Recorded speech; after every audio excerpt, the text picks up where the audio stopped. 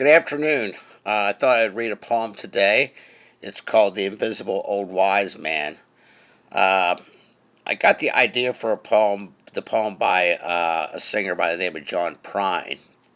Uh, his song was called Hello in There. It was about some older lonely couple. People had moved away and so on and so forth and didn't get to see people.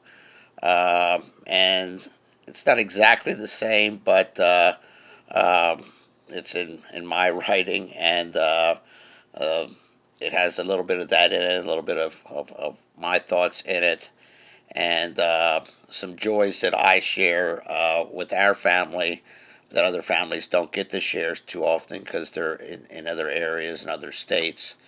And like our time on Sundays when we get together as a family, and how much our son and granddaughter just love sitting around and us and or my parents telling old stories, and we laugh and so forth. It's a very meaningful time for all of us.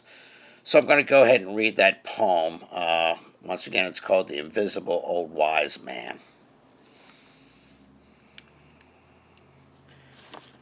The invisible old wise man sat every day upon the park bench. People sat beside him, but none really stood to rest.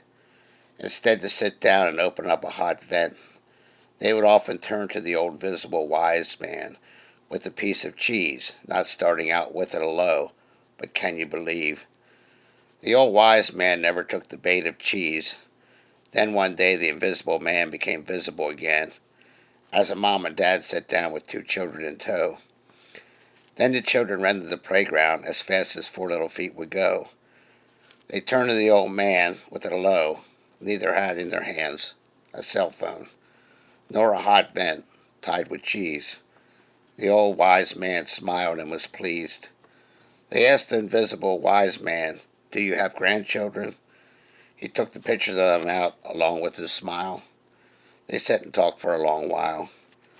They asked the old wise man before they had to go, "Do you have any advice for us raising children?